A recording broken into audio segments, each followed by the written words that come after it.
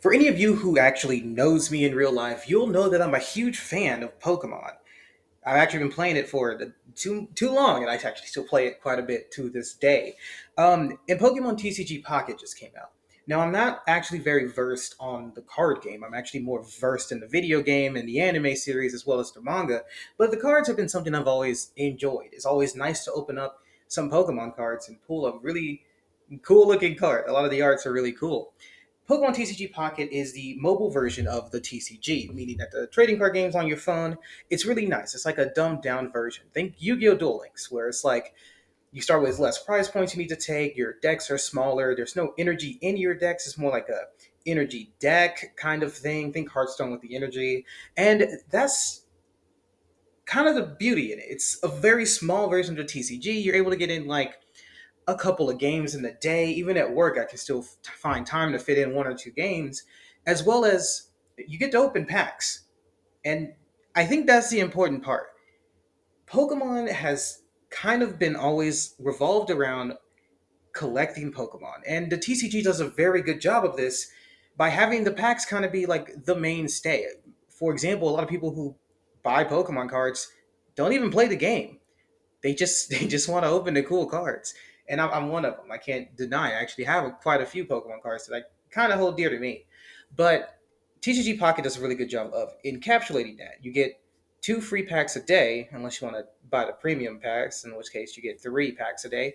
And the whole goal is you open those two packs and you get cards to build for your collection. And honestly, since the games came out about kind of recording 2 weeks ago, I'd say I've had quite a lot of fun with it. We'll talk about some things I like and some things I don't like with the game. A lot of it's going to be positive. I'll have you know. You expected me to shit on it. I'm sorry. It's good. But let's start with the long list of pros. The card design is actually insane. The full arts look really good. The way they do the EX models, we can kind of move it around and kind of see what's on the card, is just pretty cool. Those are kind of like the lamest part for me. I'm more of a fan of the full arts. I desperately want a full art Rapidash because of how cool it looks. And the immersive rares are something that you literally cannot do in a physical card game. And I think it's really nice to have that on there. I think having a wide variety of different rarities where you can have like the EXs, the full art EXs, the immersive EXs, as well as like the crown rares or the gold rares, I guess would be the equivalent in the TCG. I think that's really good. And I think it's fun because even if you pull a card you technically already have, it could be in a different rarity. I knew I was ecstatic when I pulled a Zapdos EX. It was a rainbow rare. It had Zapdos flying over the power plant. It was a lot cooler than the Zapdos EX I was running in my deck. I was very excited to pull that. So I think something like that could be a very good addition. If they keep doing things like that, I could see this being a lot of fun. Also, recently we've had a lot of events. It's currently the 12th of November at the time of recording. I'm not sure if I'm even going to upload this, so if you're seeing this, let me know. Regardless, we've just had a quite a few events. We recently had the PVE event with the EX Lapras. That was a lot of fun. It gave us promo packs to open, kind of like a pseudo way of opening packs, even though you couldn't open your pack yet. It's really nice. We also had the PvP where you could get the little crown design for your badges or whatever, and I think that was really cool. It's really fun to sit there and grind it out, and you face a lot of Mewtwo and Pikachu. I think those are, we'll get to that in a minute, but those may be the two best decks in the format. Um, but there's still a lot of variety when you're playing on the ladder. You see a lot of people trying out Mankey. I think Mankey Primates is actually a little fun. People actually try it alongside like Golbat to counter Mewtwo's, and I think that's a really interesting way to play it. There's the Nido deck revolved around Nido Queen, which she wants more Nido Kings on the bench so she can do more damage. There's also the Arbok deck. That was a lot of fun. We can you basically poison them with Weezing, bounce them back with Koga, and you can use Arbok to kind of lock them in. And then you have sort of the bigger decks. There's stuff like Executor. Executor EX is a lot of fun. I know I just said his name two different ways, but he has two different forms. So that's okay. But yeah, that deck's a lot of fun where it's very much luck reliant. You're kind of flipping coins and hoping to do big damage. Same with Marowak EX, where it's kind of all or nothing on those coin flips. And man, When I play it, it's a lot of nothing, but that's okay because there's other decks. For example, there's the Articuno deck or the Articuno Lapras deck, depending on who you're playing against. And Articuno is very strong, especially if you get Misty turn one and you can pull off the FTK. The game's not balanced. It's still in its infancy. Okay, we can't expect it to be 100% perfect. And I know a lot of this sounds like jank, but I think that's why it's so fun. You can go on ladder with this jank, not garbage, but just not that great build, and kind of still play against it. Nothing feels better than using Misty turn one and killing a Ralts on a Mewtwo EX player's field, and that's all they had. So you win before they can even have a chance to drop a Mewtwo EX. Speaking of Mewtwo EX, we'll talk about that next. Mewtwo EX is an insanely powerful deck revolving around Mewtwo and Gardevoir. Those are the two main power cards. Gardevoir has this thing called Psy Shadow, where she can equip a psychic energy from the energy deck onto your active Pokemon. And that's really good because Mewtwo's main attack, which does 150 damage, discards two energy, but you can attach one energy per turn alongside the Psy Shadow. So basically, you set up a nuke that refreshes every turn. And not many cards in the game have over 150 health, meaning that for a lot of decks, if you get the nuke up, you just kind of win. And I think that's very fun. I definitely don't hate it at all. There's also Charizard EX, which is a very popular deck because a lot of people like Charizard, where you essentially want to use Voltres to kind of stack a Charizard in the back and then hit, I think it's Blast Burn, I don't know, his 200 attack, which nukes anything in the game. Nothing lives that attack. And you just kind of click the win button. I think that's a lot of fun too. There's also Pikachu EX, which is very annoying and also the deck I play. I can't really deny it. I pulled this every part of that deck I've pulled, and so it's kind of like I'm gonna play the Pikachu EX deck. But when you want to stack your entire back row full of basically electric Pokemon and start swinging for 90 every turn, it's very easy to get online, given that a lot of the Pokemon you play are basics and can just kind of start attacking out the gate. You get to use cards like Zapdos EX and Electrode. And if you're like me, you like using things like Magneton. I think that's also a lot of fun. Very way. That's another thing I want to get into. You can actually build these a lot of different ways. Matter of fact, I've seen so many variants of the Pikachu deck. Well, some people decide to play Blitzel, and some people actually decide to play Raichu in it as well. It's I don't know. It's very good, and it's there's I don't know. The decks are so new that you can still kind of experiment with them and get a lot out of it. And I think that's actually one of the strong points. It's just the deck building is a lot of fun. Now we need to get to what I want to see out of the game. But before we do that, I did mention I have some issues with the game. And my issue is I like opening packs. So I obviously would want more than two a day. I don't see how having maybe four could be terrible. If you still time gate it behind, you can still make them cost the same amount of hourglasses too. It'll just be more of an opportunity cost of like, is it worth me spending 12 to wait 6 hours kind of thing. I think they could do something like that. But honestly, even then, I feel like with the two a day, it's not bad. I just wish that maybe for the events there were more hourglasses given. They give out a lot of shine dust, and I guess we'll talk about shine dust real quick. Shine dust is very interesting. So in Pokemon TCG Pocket, you can only play two of each card per deck. This is different than normal Pokemon where you can play four of each. So what happens when you pull your third Charizard EX? You want to play Charizard EX, but you can only run two. You now own three of them, and you don't know what to do with the third one. Well, you could do one of two things. I assume trade it, but trading's not out yet. It's time recording on the 12th of November. However, there's also the option of adding flair to your cards. Now, there's two different kinds of flair. I'm not going to get into all that. There's better videos made by better people who can tell you about that. I just kind of want to talk about the fact that you can do it, and that's actually really cool, and that's what the shine dust is for. My only thing is the game gives you a lot of shine dust. You get shine dust from opening packs. You get shine dust from collecting cards. You get shine dust from doing missions. Shit, I'm sure if they could, they'd give you shine dust just for looking at the app. But if you're not adding flair to your cards, or maybe you don't have enough of the card you want to add flair to, the shine dust is kind of just sitting there. And I'm sure as the game progresses, maybe a year or so down the line, when you have 42 Charizard EXs, yeah, you can pop off with the flares and the different colors and the little sparkly bits that come on whenever you drop the card on the field. That'll feel great. But we don't have that yet, so I can't really say anything about it. It's not much I can do. We just kind of have to go off assumption here.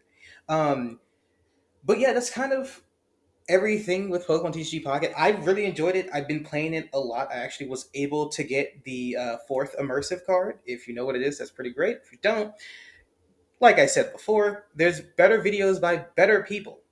I just recommend Austin John Plays or something. Regardless, I think the game is a lot of fun, and going forward, I'd like to see just more out of it. One thing I feel like is a big thing in the game is going first. A lot of people don't like going first in this game because you can't attach energy. And I feel like this could be remedied by allowing me to attach energy, but just preventing me from attacking. Because going second has so much more power behind it.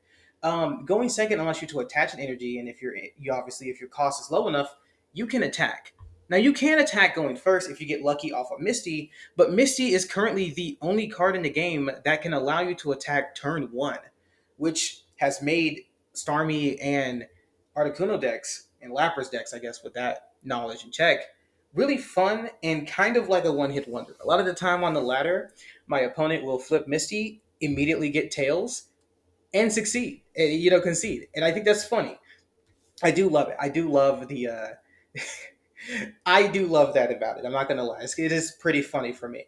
Regardless, I do think if there were more cards like Missy, where there's more ways to kind of like, oh, I can gamble my way into getting energy, that's fine. Let me put energy on my Pokemon, just prevent me from attacking in that first turn. I think that's okay.